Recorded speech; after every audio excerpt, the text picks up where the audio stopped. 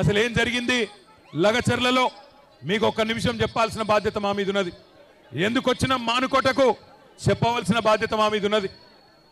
లగచర్లలో ఏం జరిగింది అంటే కొడంగల్లో ముఖ్యమంత్రి గారి నియోజకవర్గంలో ఏం జరుగుతా ఉన్నదంటే ఒక్క మాట మీరందరూ దయచేసి జాగ్రత్తగా వినాలా. 9 నెలలుగా లగచర్లలో దుద్యాల మండలంలో కొడంగల్లులో అక్కడ ఉండే గిరిజన రైతులు, అక్కడ ఉండే దళిత రైతులు, అక్కడ ఉండే బీసీ రైతులు తిరగబడ్డారు ముఖ్యమంత్రి మీద. 3000 ఎకరాలు 3000 ఎకరాల భూములు, మరి పేద చిన్న సన్నకారు రైతుల భూములు ఫార్మా విలేజ్ కోసం అని చెప్పి తీసుకుంటానని చెప్పి ముఖ్యమంత్రి ఈ ప్రభుత్వం మరి కాయిదాల మీద కాయిదాలు కదుపుతుంటే అక్కడ ఉండే మా లంబాడ అన్నదమ్ములు, మా బంజారా ఆడబిడ్డలు తిరుగుబాటు చేసిండ్రు. 9 నెలలుగా అక్కడ టెంట్ వేసుకొని ధర్నా చేస్తా ఉన్నారు. ముఖ్యమంత్రి నువ్వు మా ఓట్లతో గెలిచినావు, మా మాట విను, ఈ నిర్ణయం మార్చుకో అని చెప్పిండ్రు. కానీ 9 నెలలకెళ్ళి ముఖ్యమంత్రికి టైం దొరకలేదు, ముఖ్యమంత్రికి సమయం దొరకలేదు.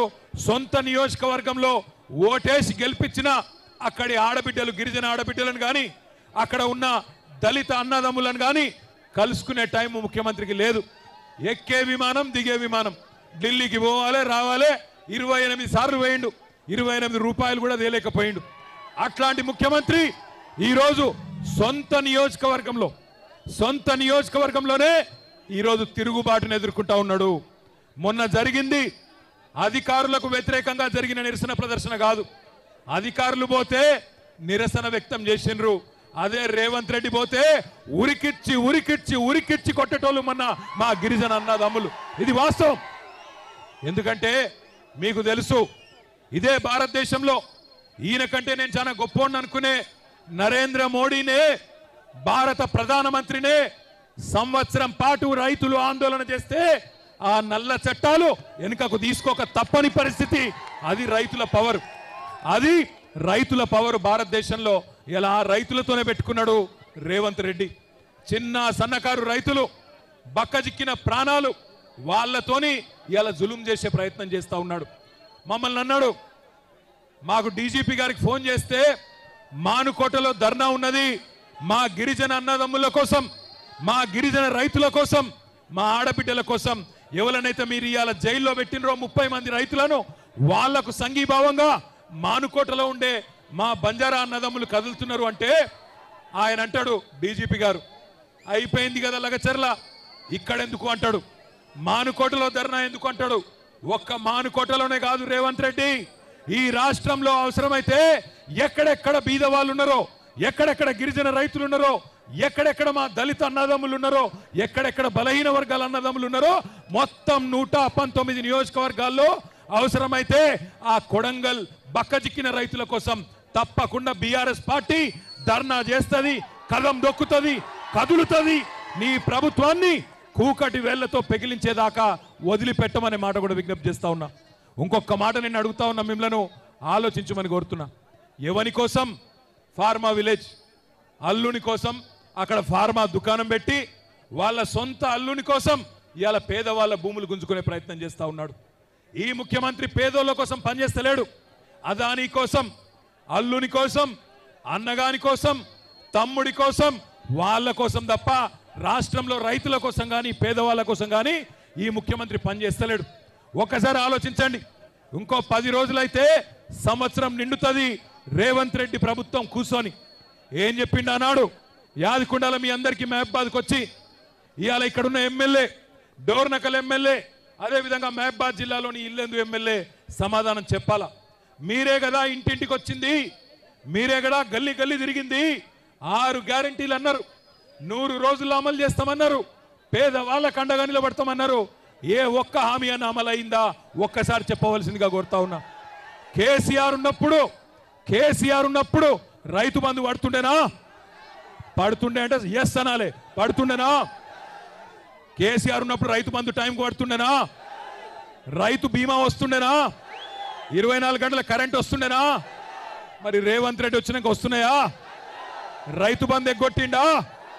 రైతు బీమా బంధు పెట్టిండా? బోనస్ బోగస్ అయిందా? ఆడబిడ్డలకు చెప్పిండు కదా నెలకు 2500 ఇస్తానని వచ్చినాయా? మహాలక్ష్మి అన్నాడు. మహారాష్ట్రలో కూడా తన్నులు తిన్నాడు. మహారాష్ట్ర పోయిండు, అక్కడ ఆడబిడ్డలు కూడా బుద్ధి చెప్పిర్రు. వీడు పచ్చి లంగా తెలంగాణలో ఆడబిడ్డలను మోసం చేసిండు, మమ్మల మోసం చేసేందుకు వచ్చిండని చెప్పి మహారాష్ట్రలో ఉన్న ఆడబిడ్డలు చైతన్యం ప్రదర్శించిండ్రు. కాంగ్రెస్ పార్టీని తన్ని ఎలగొట్టిండ్రు. నేను మిమ్మల్ని కోరేది ఒకటే, మానుకోటలో ఇక్కడికి వస్తుంటే కొంతమంది ఎమ్మెల్యేలు వాళ్ళు కూడా గిరిజన బిడ్డలే. కొంతమంది ఎమ్మెల్యేలు అంటున్నారు రాళ్లతో కొడతారట, నేను వస్తే రాళ్లతో కొడతారట. నేను అడుగుతున్నా, ఇక్కడ ఉన్న ఎస్పీ గారిని, రాష్ట్రంలో ఉన్న డీజీపీని అడుగుతున్నా, అధికార కాంగ్రెస్ పార్టీ ఎమ్మెల్యేలు రాళ్లతోని కొడతామంటే మీరేం చేస్తున్నారో నేను అడుగుతా ఉన్నా. కేసులు మా మీద మాత్రమే పెడతారా? కాంగ్రెస్ వాళ్ళ మీద కేసులు ఉన్నాయా? కాంగ్రెస్ ఎమ్మెల్యేలు రాళ్లతోని కొడతామంటే, కాంగ్రెస్ మాజీ ఎమ్మెల్యేలు పెట్రోల్ పోసి తగలబెడతామంటే భయపడతాం అనుకుంటున్నారా? ఇది కేసీఆర్ తయారు చేసిన బృందం, కేసీఆర్ దళం. భయపడం.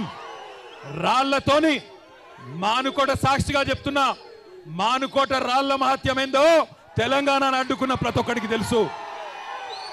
మానుకోటలో 14 ఏళ్ల కిందటనే నిప్పు పుట్టింది, తర్వాత తెలంగాణ వచ్చింది.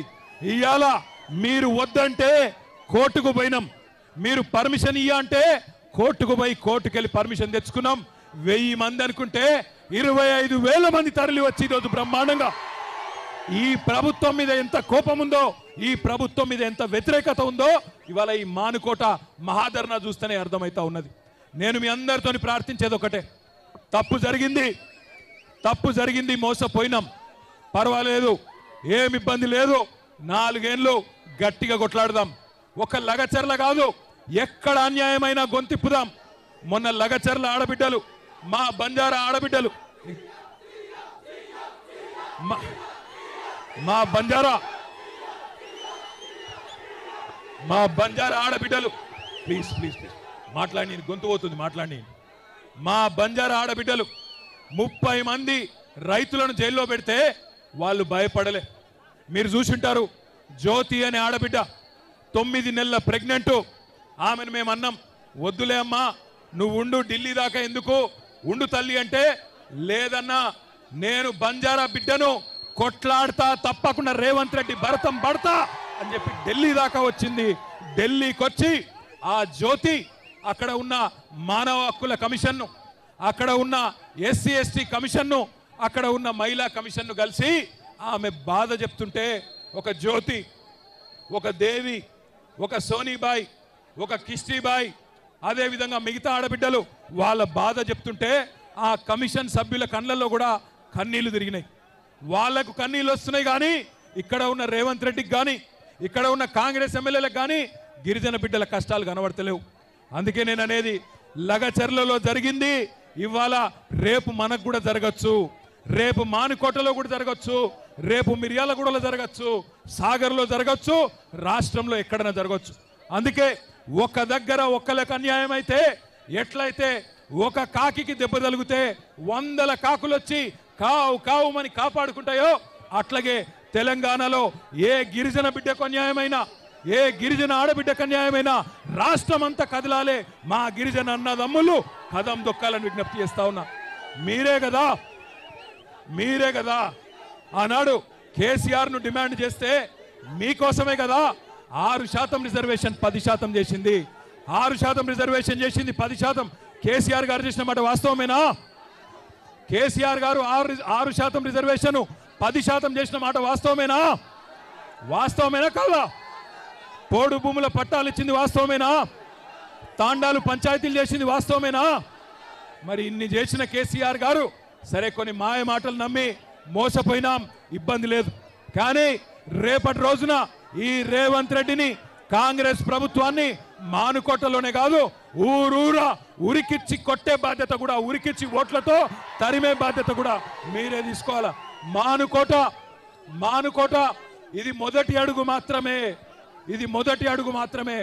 రాష్ట్ర వ్యాప్తంగా మా కొడంగల్ ఆడబిడ్డల కోసం మద్దతు కూడగడతాం, మానుకోట మొదటి అడుగు రాష్ట్రం అంతా తిరుగుతాం.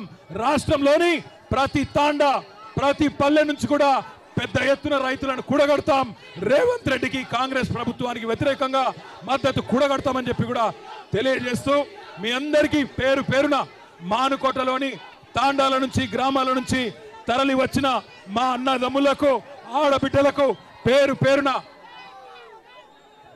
మీ అందరికీ రామ్ రామ్ తెలియజేస్తూ మళ్ళొక్కసారి బాయ్ బియాన్ రామ్ రామ్. మీ అందరికీ కూడా నేను ఒకటే విజ్ఞప్తి చేసేది, మానుకోటలో ఇవాళ మీరు కదం దొక్కి మాకు శక్తిని ఉత్సాహాన్ని స్ఫూర్తిని ఏదైతే ఇచ్చినారో జీవితాంతం గుర్తుపెట్టుకుంటాం. మానుకోటకు రుణపడి ఉంటాం.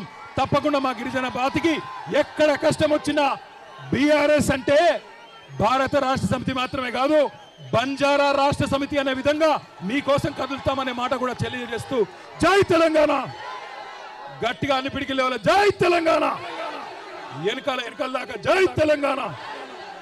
జై సేవలాల్. కేసీఆర్ గారి నాయకత్వం, కేసీఆర్ గారి నాయకత్వం.